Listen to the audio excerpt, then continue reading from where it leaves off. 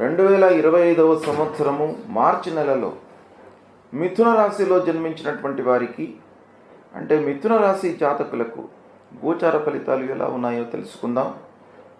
ముందుగా ఈ మార్చి నెలలో మిథున రాశి వారికి ఏ స్థానాలలో ముఖ్యమైనటువంటి గ్రహాలు సంచరిస్తున్నాయి, ఎన్ని గ్రహాలు అనుకూలంగా ఉన్నాయి, ఎన్ని ప్రతికూలంగా ఉన్నాయి అనేటువంటి విషయాన్ని మనము తెలుసుకొని వాటి మూలకంగా ఎలాంటి ఫలితాలు ఉండబోతున్నాయి అనేటువంటి విషయాన్ని మీకు విశ్లేషించి చెప్తాను.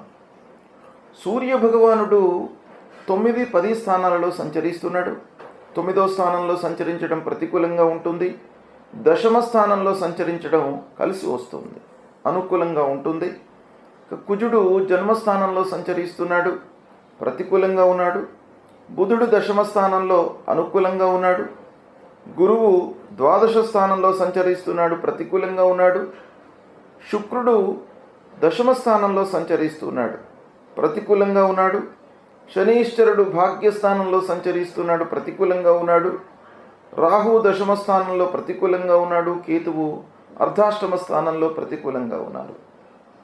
ఈ విధంగా గ్రహస్థితి, వాటి మూలకంగా సంచారము, ఈ స్థానాలు ఉన్నాయి. అయితే ఓవరాల్గా మనం చూసినట్టయితే గ్రహస్థితి ఈ మాసంలో మిథున రాశి వారికి ప్రతికూలంగానే ఎక్కువగా ఉంది.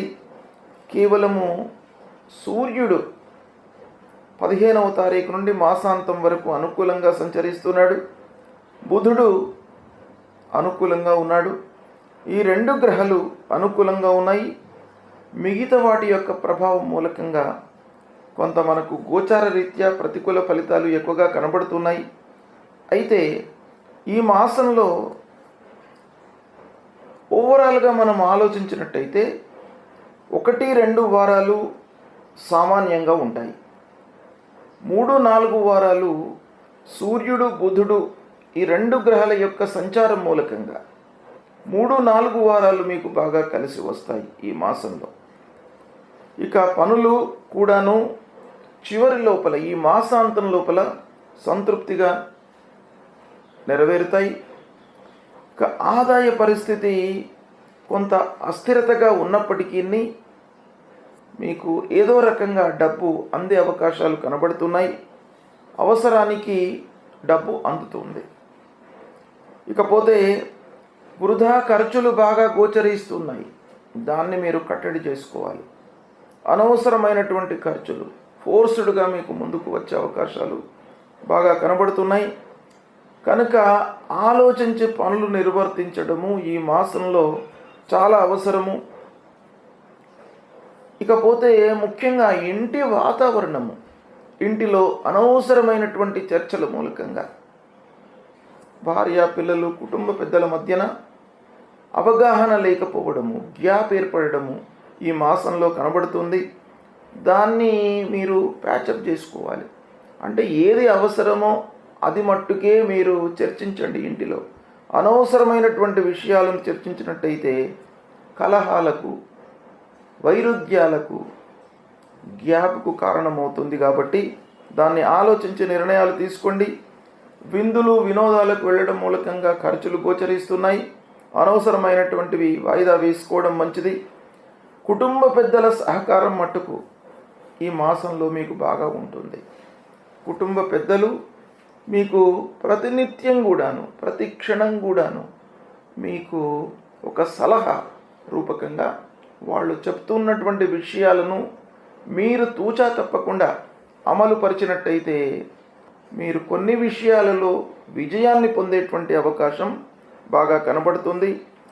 ఇక ముఖ్యంగా సమయానుకూలంగా నిర్ణయాలు తీసుకోవడం ఈ మాసంలో అవసరము. ప్రారంభించినటువంటి పనుల లోపల ఆటంకాలు గోచరిస్తున్నాయి. కాబట్టి మీరు రెట్టింపుతో పనులు చేయాలి. అంటే ఎఫర్ట్స్ బాగా పెట్టాలి. 200% ఎఫర్ట్స్ పెట్టి ఈ మాసంలో మీరు పనులు చేయాలి. విద్యార్థులకు కొంతవరకు బాగానే ఉంది, కలిసి వస్తుంది. మీ ఎఫర్ట్స్ మీరు పెట్టినట్టయితే తప్పకుండా మీకు విజయం చేకూరుతుంది. ఉద్యోగంలో ఉన్నటువంటి వారికి పని భారం బాగా పెరుగుతుంది. మిమ్మల్ని గుర్తించకపోవడము, తోటివారు కొంత గుర్తిస్తారు, కానీ అధికారులు మిమ్మల్ని గుర్తించకపోవడం మూలకంగా మీకు కొన్ని ఇబ్బందులు వచ్చేటువంటి అవకాశాలు గోచరిస్తున్నాయి. ఇక ప్రారంభంలో ఆరోగ్యంపై మట్టుకు మీరు చాలా జాగ్రత్తగా ఉండాలి. నిర్లక్ష్యం చేయకండి. ఆరోగ్య విషయంపై మీరు అన్ని రకాలుగా స్టెప్స్ తీసుకోవడం ఈ మాసంలో అవసరం. ఈ విధంగా ఫలితాలు ఉన్నాయి. ఓవరాల్గా ఆలోచించినట్టయితే గ్రహస్థితి ప్రతికూలంగా ఉంది కాబట్టి అన్ని రకాలుగా అన్ని కార్నర్స్ నుంచి మీరు బాగా ఆలోచించి నిర్ణయాలు తీసుకోండి. ప్రతి పనిని కూడాను కూలంకషంగా తెలుసుకొని పూర్వాపరాలను చర్చించి లేదా ఆ విషయం గురించి పూర్తి అవగాహన వచ్చిన తర్వాతనే మీరు ఆ పనిని ప్రారంభం చేయడం మంచిదే. ఈ విధంగా గ్రహస్థితి ఫలితాలు ఉన్నాయి. ముఖ్యంగా అంగారకుడు, గురువు, శుక్రుడు, శని, రాహువు, కేతువు ఈ గ్రహాలన్నీ కూడాను ప్రతికూలంగా ఉన్నాయి కాబట్టి మీరు దేవాలయానికి మట్టుకు తప్పకుండా వెళ్ళండి. ఈ మాసం లోపల భగవంతుడి యొక్క అనుగ్రహము కావాలి.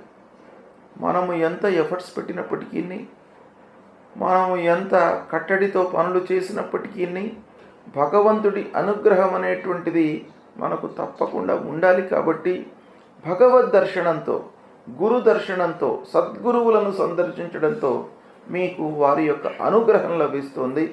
కాబట్టి అమ్మవారి దేవాలయానికి వెళ్ళండి. ప్రతినిత్యం కూడాను శివుణ్ణి అభిషేకం చేసుకోండి. శివాలయానికి వెళ్ళండి. శివుడికి పంచామృతంతో అభిషేకం చేయండి. ఓం నమ శివాయ అని చెప్పేసి మీరు ఒక 5 సార్లు శంకరుడి పైన నీళ్లు పోసి నమస్కారం చేసుకున్నట్టయితే శంకరుడు అభిషేక ప్రియుడు కాబట్టి తప్పకుండా మిమ్మల్ని అనుగ్రహించి అన్ని రకాలుగా మీకు సత్ఫలితాలు, నష్టం జరగకుండా మిమ్మల్ని కాపాడుతాడు. గణపతిని సేవించండి. విఘ్నాలు రాకుండా ఉంటాయి. ఆటంకాలు పదే పదే వస్తున్నప్పుడు మనిషి లోపల అధైర్యం అనేటువంటిది వస్తుంది. ఏ పని ప్రారంభం చేసినా కూడాను ఆటంకాలే వస్తున్నాయి, ఇంకా పనులు ఎందుకు చేయడం అనేటువంటి ఒక నైరాశ్యంలోకి వెళ్ళిపోతారు. కాబట్టి ఆటంకాలు రాకుండా ఉండడానికి ప్రతినిత్యం కూడాను విఘ్నేశ్వరుణ్ణి ఆరాధించండి. తద్వారా మీకు ఆటంకాలు లేకుండా ఉంటాయి. ఈ విధంగా భగవంతుడి యొక్క అనుగ్రహంతో ఈ మిథున రాశి జాతకులు మార్చి మాసంలో మంచి ఫలితాలనే పొందుతారు. తప్పకుండా మీరు భగవద్ దర్శనం చేసుకోండి. శుభం.